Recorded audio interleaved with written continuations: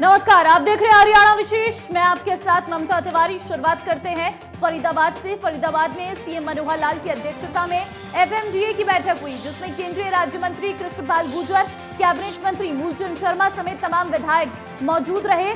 बैठक में शहरी निकाय मंत्री कमल गुप्ता भी जुड़े। बैठक के बाद सीएम मनोहर लाल ने कहा कि एफएमडीए की तीसरी बैठक थी। इससे पहले 2 बैठक में स्ट्रक्चर को लेकर बैठक की थी, लेकिन इस बैठक में विकास की योजना बनाई गई। लगभग 450 करोड़ की योजना बनाई है। एफएमडीए को जहां से पैसा आना है उसका प्लान तैयार कर लिया गया है। सीएम ने कहा कि फरीदाबाद का विस्तार हो रहा है, आबादी बढ़ रही है, इसलिए इंफ्रास्ट्रक्चर को बढ़ाना जरूरी है। फरीदाबाद में पानी की सबसे अधिक आवश्यकता है, इसलिए 2041 तक का प्लान एफएमडीए ने बनाया है। फिलहाल बोरवेल से पानी दिया जा रहा है। रेनी वेल की व्यवस्था को मजबूत किया जाएगा। पानी की 300 MLD की व्यवस्था बन रही है। उन्होंने कहा कि एफएमडीए द्वारा बनाई गई कई सड़कों को बनाया जा रहा है। ट्रांसपोर्ट व्यवस्था को दुरुस्त करने के लिए 150 बसों के जोड़ने की भी मंजूरी दी है। फरीदाबाद में एक और बस स्टैंड बनाने पर चर्चा हुई है। सड़कों के किनारे पेड़ पौधे लगाकर ग्रीनरी को बढ़ाया जाएगा। इसके लिए अलग से हॉर्टिकल्चर विंग बनाया जाएगा। मुख्यमंत्री मनोहर लाल ने कहा कि नगर निगम में शामिल हुए 24 गांव में भी एफएमडीए के माध्यम से विकास कार्य कराए जाएंगे। करीब 350 करोड़ रुपए इन गांव में खर्च किए जाएंगे। शहर में चल रहे पानी के टैंकरों का रजिस्ट्रेशन किया जाएगा। उनसे पानी का पैसा लेकर एफएमडीए को दिया जाएगा। नए और पुराने फरीदाबाद को जोड़ने के लिए 3 नए अंडरपास की डीपीआर बनाने की पीडब्ल्यू द्वारा एजेंसी नियुक्त की जाएगी। नेशनल हाईवे, रेलवे लाइन और मेट्रो के नीचे से अंडरपास बनाए जाएंगे।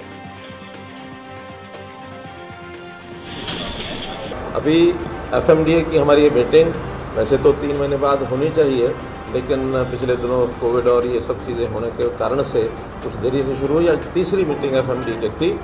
जो पहले की 2 मीटिंग थी उसमें स्ट्रक्चरल चीज़ें होती थी, लेकिन आज इस मीटिंग में हमने कुछ विकास के कामों की योजना बनाई है। लगभग 450 करोड़ रुपए की योजना सब बनी है और इस साल का बजट वो भी उसमें पास किया गया है। और उसमें भी जो डिमांड रखी गई है एफएमडीए के जो रिसीट्स का या जहाँ से उनको पैसे आने हैं वो भी अलग अलग विभागों का, चाहे म्यूनसिपैलिटी देगी या ईडीसी है, आईडीसी है, स्टैम्प ड्यूटी है, अथवा सरकारी जो भी कुछ ग्रांट उनको मिलनी है उसकी प्लान सारी बना दी गई है। लगभग 586 करोड़ रुपया नए वर्ष का जो बजट बना है वो उपलब्ध कराया जाएगा। फरीदाबाद चूँकि विस्तार बहुत हो रहा है, आबादी बढ़ रही है, उसी नाते से इंफ्रास्ट्रक्चर की जो चीज़ें हैं उनको बढ़ाने का भी दबाव यहाँ बना है। खास करके सबसे पहली आवश्यकता होती है पानी की। तो पानी जैसे जैसे आवश्यकता पड़ रही है वैसे वैसे 2041 तक की प्लान वो सारी एफएमडीए ने बनाई है। धीरे धीरे उसका इंफ्रास्ट्रक्चर, पानी कहाँ से आएगा। अभी तो बोरवेल से नीचे से पानी लिया जाता है, तो बोरवेल से पानी अथवा जो ये है रेनीवेल, तो रेनीवेल से व्यवस्था जो है उसको मजबूत किया जाएगा। और एसटीपीज़ की जो व्यवस्था आगे बढ़ रही है, लगभग 300 MLD का व्यवस्थाएं जो सारी बनी हैं उसमें बड़खल झील में भी पानी डाला जाएगा। इंडस्ट्री को भी ये जो ट्रीटेड वाटर है वो सप्लाई किया जाएगा ताकि पोर्टेबल वाटर की हमारी आपूर्ति है जो है वो उसमें से हो सके। दूसरा विषय इसके अंदर रोड्स का है। रोड्स और इंफ्रास्ट्रक्चर, वो छोटी बड़ी कई रोड्स पहले से चल रही हैं, उनका आज सारी रिपोर्टिंग की गई है। आगे के जो प्रोजेक्ट्स हैं उनके बारे में बताया गया है। तो ऐसी लगभग 20 से ऊपर रोड्स हैं छोटी बड़ी, वो सब एफएमडीए ये सब बनाएगा। ट्रांसपोर्ट व्यवस्था में भी जो लोकल बस सर्विस है, सिटी बस सर्विस, इसमें 150 बसें और जोड़ी जाएँ। खास करके छोटी बसें, मिनी बस, मिडी बस, अभी तो बड़ी बसें चल रही हैं 50, तो ये बसें और जोड़ी जाएंगी, उससे भी लाभ होगा उसका। जो पहले के 3 बस स्टैंड पहले हैं, एक हमारा एनआईटी में बस स्टैंड है और एक बल्लभगढ़ में है, तीसरा सेक्टर 12 में बन रहा है। इसके बाद एक बस स्टैंड जो न्यू फरीदाबाद है उसमें और बनाया जाए, और जो सारी जो बसें होंगी 50 अब हैं, 150 और आएगी, इन सब का कोई डिपो, एक वर्कशॉप इसके बनाने की भी चर्चा हुई है। वो ज़मीन एक बार ईयरमार्क की जाएगी, उसके बाद उसका फाइनल फैसला किया जाएगा। वहीं डिप्टी सीएम दुष्यंत चौटाला ने सीएमआई के डाटा पर सवाल खड़े किए। उन्होंने CMIE हरियाणा को टारगेट कर रहा है। एजेंसी पिछले 3 साल से लगातार बेरोजगारी में हरियाणा को नंबर 1 दिखा रहा है। उन्होंने कहा कि पता नहीं एजेंसी के पास डाटा इकट्ठा करने का सोर्स क्या है, जबकि हरियाणा में लगातार निवेश आ रही हैं। जिस प्रकार से पिछले 3 वर्षों में CMI का डाटा आ रहा है और बारी बारी टारगेट हरियाणा को किया जा रहा है, साफ दर्शाता है कि एक टारगेटेड अप्रोच है। जब हमारे यहाँ 28,000 करोड़ का नया निवेश पिछले 1 साल में हो रहा है, तो अपने आप है कि लोग आना चाहते हैं, लोग रोज़गार के अवसर पैदा करना चाहते हैं। और मैं तो ये मानता हूँ कि शुरुआत है डेवलपमेंट की। अभी तो जैसे ही ग्लोबल सिटी का प्रोजेक्ट की हमारी पहली बैठक हुई है, जब दूसरी बैठक होगी तो आप देखिएगा करोड़ों की इन्वेस्टमेंट तो मैं मानता हूँ 1000 एकड़ ज़मीन पर प्रत्येक एकड़ आएगी। और रोज़गार के संसाधन जो हमारा सर्विस सेक्टर है उसके अंदर भी बहुत बढ़े। वहीं हरियाणा कांग्रेस पर डिप्टी सीएम दुष्यंत चौटाला ने तंज कसा। उन्होंने कहा कि कांग्रेस में गुटबाजी है, ऐसे में कांग्रेस कितना मजबूत होगी ये देखना बाकी है। शुरुआत है और मैं ये मानता हूँ शुरुआत होते ही, चाहे वो कुलदीप बिश्नोई का बयान हो, रणदीप सुरजेवाला का बयान हो, ये अपने आप में दर्शा रहा है कि आपसी मनभेद मतभेद हैं। कितने दिन चलेंगे, किस हालात में चलेंगे, तो आने वाले समय में आपके और मेरे आगे होगा। पर मैं ये मानता हूँ कि कप्तान बदलने से टीम अच्छी कितनी होती है ये हमने कांग्रेस के अंदर देखा है। और पंजाब में कप्तान बदला और क्या हालात कांग्रेस की हुई। अभी हिमाचल में कप्तान बदला है, क्या हालात होंगी ये तो आपको हिमाचल ही बता दें। वहीं बिजली समस्या को लेकर बिजली मंत्री रणजीत चौटाला ने कहा कि अगले 1 हफ्ते से पहले बिजली कट की समस्या का समाधान हो जाएगा। उन्होंने कहा कि पिछले 3 दिनों से बिजली कटों में बहुत कमी आई है। साथ ही बिजली मंत्री ने कहा कि हरियाणा के थर्मल प्लांट में कोयले की बिल्कुल भी कमी नहीं है। आज भी हरियाणा में क्षेत्र 7600 मेगावाट बिजली की आपूर्ति की जा रही है।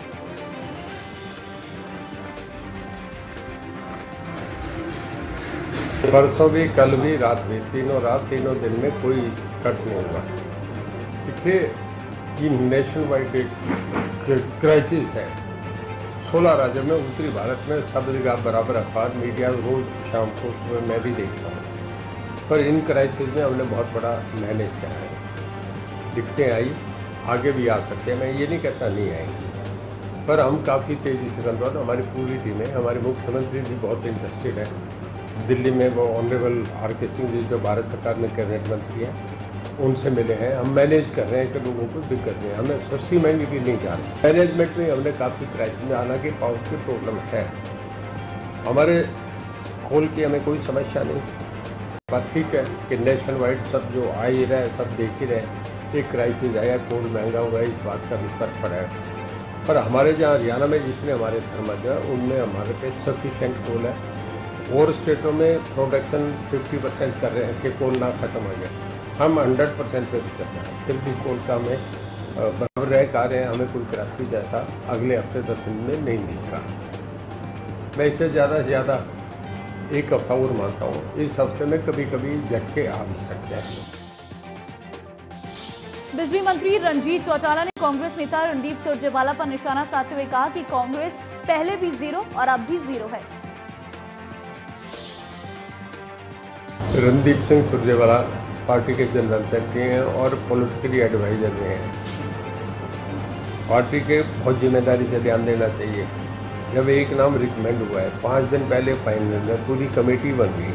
अब उनका इस कहने का क्या उचित है, मैं नहीं समझ रहा। वो कुलदीप को बेवकूफ़ बना रहे हैं या खुद उन्हें समझ नहीं। इस तरीके का बयान देने का कोई लोग समझेगा नहीं। जब पार्टी अध्यक्ष ने फैसला कर दिया उसके बाद ये सुझाव और सजेशन का कोई मीनिंग है क्या? समापन की तरफ है, कांग्रेस खत्म हो रही है। अब ये जाते कांग्रेस का एक पर्दा गिर रहा है, कहीं भी नहीं है। कांग्रेस 0 है, 0 0 प्लस 0 प्लस 0, 90 0 भी जोड़ोगे तो 0 रहेगा, 1 नहीं बनेगा।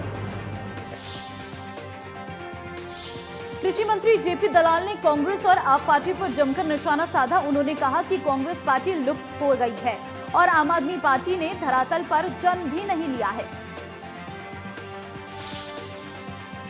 मुझे नहीं लगता कि देश में जो आज माहौल है, जिस तरह का नेतृत्व नरेंद्र मोदी जी दे रहे हैं। इस संकट के समय में एक तरफ अमेरिका की ताकत थी, एक तरफ रशिया की झगड़ा था, और जिस आत्मबल के दम पर मोदी जी ने दिखा दिया कि भारत अपने लोगों के भविष्य का फैसला करने में सक्षम है, किसी के दबाव में हम नहीं आते, तो भारत की जनता मोदी जी को दोबारा मौका देगी। हरियाणा की जनता मनोहर लाल जी को के नेतृत्व में जो भाजपा सरकार है उसको दोबारा मौका देगी। मैं समझता हूँ कांग्रेस को किसी जनता को या किसी और चीज़ को ख़त्म करने की जरूरत नहीं है। जो आज कांग्रेस के नेता हैं वो अपने आप ही ख़त्म कर देंगे। आपने देखा होगा कि कितनी बड़ी पार्टी थी जो मध्य प्रदेश में, बिहार में, बंगाल में, उत्तर प्रदेश में सालों साल सत्ता में रही और अब लुप्त हो गई है। इक्का दुक्का प्रदेश है, 2 प्रदेशों में जहाँ इनका शासन है वहाँ भी इस बार हार जाएगी। और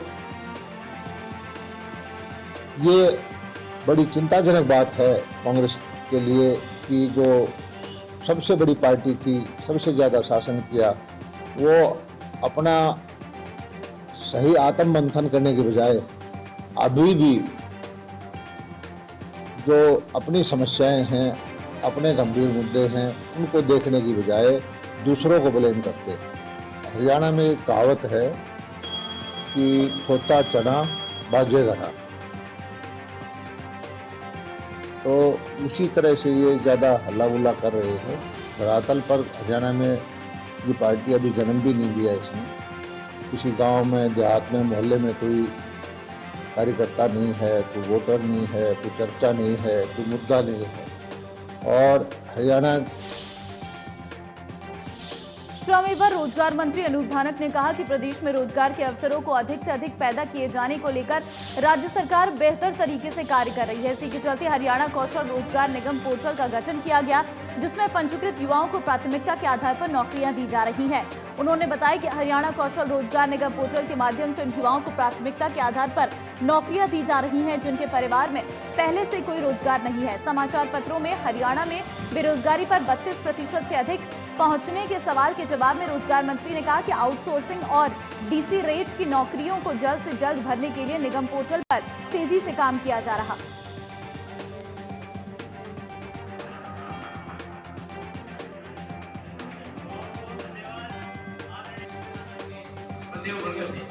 हरियाणा कौशल रोजगार निगम का एक पोर्टल जारी किया है।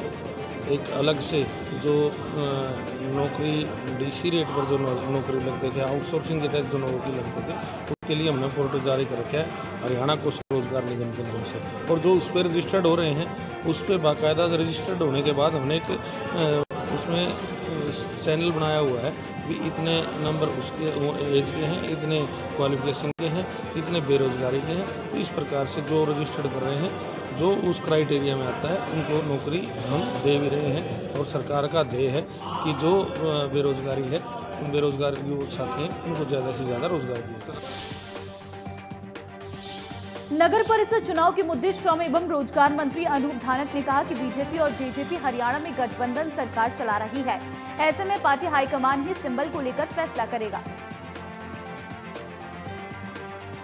यहाँ पार्टी के कार्यकर्ता साथी हैं, सभी वार्ड वाइज में उनकी समस्याएं जानने के लिए पहुंचा हूँ और सभी जो हमारे कार्यकर्ता साथी बैठे हैं उनसे वार्ड वाइज समस्या जानी है, किस वार्ड में क्या क्या समस्या है और किस वार्ड की समस्या हम क्या हल कर सकते हैं, वो हमने समस्याएं जानी है। और समस्याएं जान करके जहाँ तक यूएलबी का जो चुनाव होने जा रहा है, उस चुनाव के लिए जो हमारे जो पार्टी की तरफ से जो आदेश दिशा निर्देश है कि जो 31 जो वार्ड हरियाणा के अंदर हैं, वो 31 वार्डों में जाकर के उनकी समस्याएं भी जानने का काम करें और जो आगे आने वाला चुनाव है उसमें चुनाव की भी तैयारी करने का काम करें। ये पार्टी हाईकमांड का फैसला है। हम भारतीय जनता पार्टी और जननायक जनता पार्टी की साझी सरकार में है और गठबंधन की सरकार चला रहे हैं। माननीय मुख्यमंत्री मनोहर लाल जी और उप मुख्यमंत्री दुष्यंत चौटाला जी के नेतृत्व में जो सरकार चल रही है, उसमें हम गठबंधन में हैं। ये पार्टी हाईकमांड का फैसला है कि वो सिंबल पर चुनाव लड़ेंगे या मिलकर के चुनाव लड़ेंगे या अकेले लड़ेंगे, ये पार्टी हाईकमांड है। चलिए आगे बढ़ते हैं। मानेसर के कासन गांव में 200 मकानों पर तलवार लटकी है, जिसको लेकर ग्रामीण परेशान है। HSIIDC जमीन का अधिग्रहण कर रहा है, जिसको लेकर ग्रामीणों को नोटिस दे दिया गया है। देखिए रिपोर्ट। तो फिलहाल ये तस्वीर आपको गुरुग्राम मानेसर से दिखाएंगे, जहां पर एक ऐसे रिपोर्ट निकलकर सामने आई है जहां पर 200 मकानों पर तलवार लटके। देखिए रिपोर्ट।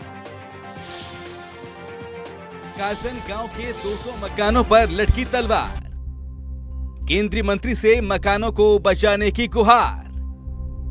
HSIIDC कर रहा है जमीन का अधिग्रहण, 1110 एकड़ जमीन का हो रहा अधिग्रहण। मानेसर के गांव कासन के ग्रामीण परेशान हैं। उनके 200 मकानों पर तलवार लटकी हुई है। अपने मकानों को बचाने के लिए वो अधिकारी मंत्रियों से गुहार लगा रहे हैं। ग्रामीणों ने केंद्रीय मंत्री राव इंद्रजीत सिंह से पचगांव में मुलाकात की और एक ज्ञापन सौंपा। उन्होंने मकान को अधिग्रहण मुक्त कराने की मांग की। उनका कहना है कि पसीने की कमाई से बड़ी मुश्किल से मकान बनाए हैं। अगर ऐसे में मकान अधिग्रहण कर लिया जाएगा तो वे बेघर हो जाएंगे। मकान के अधिग्रहण के लिए लोगों को नोटिस दे दिया गया है। कासन गांव से हमारे लगभग 200 घरों को सेक्शन 4 और 6 के नोटिस लगा दिए गए हैं और सुनने में आ रहा है जल्दी ही इनके अवार्ड कर दिए जाएंगे। हम इस गंभीर समस्या को लेकर माननीय केंद्रीय मंत्री राव इंद्रजीत सिंह जी से भी मिले हैं कल, और उन्होंने हमें आश्वासन भी दिया है कि जल्द ही इसकी सर्वे कराकर और इनकी पूरी पैरवी करूंगा। ये तो जी बहुत जमीन एक्वायर कर ली ने, सब कर ली, मतलब कासन से अड़कई कर ली। कॉलोनी बहुत बस रही है, खेतों में है। हमारा मकान तो खेतों में, हमारी ज़मीन 2004 से एक्वायर होने लगी थी। 4 में हुई, 6 में हुई, 7 में हुई, और अब जाएगी ये फेर ये जो यहाँ बच रही थी कासन, आप भी एक्वायर कर ली सारी। रहने के लिए तो 1 इंच भी जगह नहीं बची। बताओ अब हम कहाँ। लोगों की गुहार सुनने के बाद केंद्रीय मंत्री राव इंद्रजीत सिंह ने अधिकारियों से दोबारा सर्वे कराने की बात कही। उन्होंने कहा कि अधिकारियों से बोलकर मकानों का सर्वे कराया जाएगा और पता लगाया जाएगा कि इन मकानों का निर्माण कब किया गया है। इसके बाद इन मकानों को बचाने के लिए कार्रवाई की जाएगी। जमीन का अधिग्रहण HSIIDC की ओर से किया जा रहा है, जिस पर 200 मकान बने हुए हैं। जमीन का अधिग्रहण औद्योगिक क्षेत्र के लिए किया जा रहा है, जो 1118 एकड़ जमीन है। मानेसर से प्रदीप राव की रिपोर्ट, इंडिया न्यूज हरियाणा। और चलिए अब खबर रेवाड़ी से। रेवाड़ी में वक्फ बोर्ड की जमीन की ठगी करने का मामला सामने आया है। जमीन को कुछ लोगों ने दूसरे को बेच दिया। जमीन की रजिस्ट्री करवा दी गई। जांच में खुलासा होने का बावजूद कार्रवाई नहीं हो रही है। देखिए रिपोर्ट। वक्फ बोर्ड की जमीन की ठगी, जमीन की रजिस्ट्री की गई। ADC की जांच में हुआ खुलासा। 20 साल बाद भी नहीं हुई कार्रवाई। वक्फ बोर्ड की जमीन की ठगी की गई। ADC की जांच रिपोर्ट हो या फिर वक्फ बोर्ड की जांच, सभी में पाया गया कि शहर के गणपत नगर में खसरा नंबर 275 में 5 कनाल 8 मरला जमीन जो कि वक्फ बोर्ड की है, जिसे कुछ लोगों ने बहला फुसलाकर 60 गांठ करके दूसरे लोगों को बेच दिया। इतना ही नहीं, लोगों ने उस जमीन की रजिस्ट्री भी करा दी। पूरे मामले में ADC को जांच भी सौंपी गई। ADC की जांच में भी रजिस्ट्री गलत पाई गई।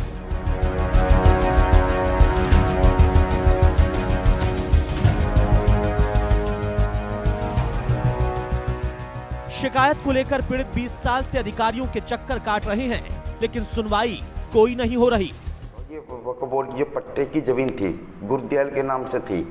ये पट्टा गुरदयाल के नाम से चला आ रहा था। इनने फर्जी रजिस्ट्री दादलाई के दिखा के और इन्हें रजिस्ट्री करवा दी 275 नंबर, और उनने गुरदयाल ने कई सालों से इसका किरायानामा भी नहीं भर रहा था। ठीक है जी, किरायानामा की वजह से भी ये 6 महीने की सज़ा भी काट के आया गुरदयाल। फिर ये गुजर गया था। फिर इन्हें फर्जी रजिस्ट्री करवा के राजेंद्र सतीश सुभाष ने उसमें बहुत ही धोखाधड़ी से मेयर को भी रजिस्ट्री की। आने के बाद मैं देखा छुट्टी आया तो इसने गुरदयाल सैनी ने इसके ऊपर कब्जा कर लिया। मैं इसके पास गया, बोला ये वक्फ बोर्ड की ज़मीन है, ये मेरी ज़मीन है। इसने अपनी रजिस्ट्री करवा ली।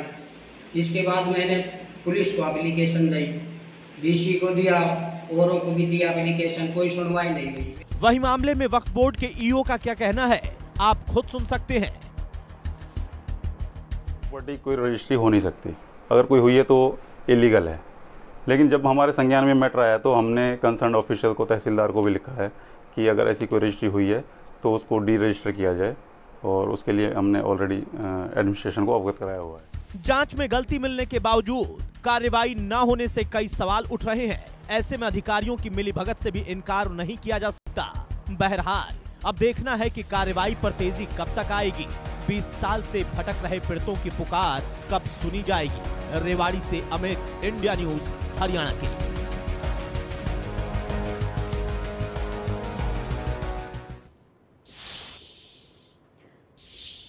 सोनीपत में राजकीय स्कूल को मॉडर्न बनाने के लिए डिजिटल बोर्ड लगाए गए हैं, लेकिन बिजली के संकट के चलते वो बोर्ड शोपीस बन गई हैं। स्कूल में डबल इन्वर्टर नहीं है जिससे डिजिटल बोर्ड चलाकर बच्चों को पढ़ाया जा सके। देखिए रिपोर्ट। राजकीय स्कूलों की हकीकत, कई स्कूलों का डिजिटल बोर्ड बना शोपीस। डबल इन्वर्टर नहीं होने से बंद पड़ा है बोर्ड। बिजली का भी बना हुआ है संकट। बिजली की आफत से हर कोई परेशान है और बिजली का असर अब ग्रामीण क्षेत्र पर बनाए गए सरकारी स्कूलों पर भी पड़ रहा है। राजकीय स्कूलों को मॉडर्न बनाने के लिए डिजिटल बोर्ड लगाए गए थे जिससे बच्चों को अच्छी शिक्षा मिल सके, लेकिन अब कई स्कूलों में बोर्ड शोपीस बने हुए हैं। डिजिटल बोर्डों के बंद होने के पीछे कोई खराबी या तकनीकी कारण नहीं, बल्कि डबल इन्वर्टर नहीं है और बिजली का संकट है।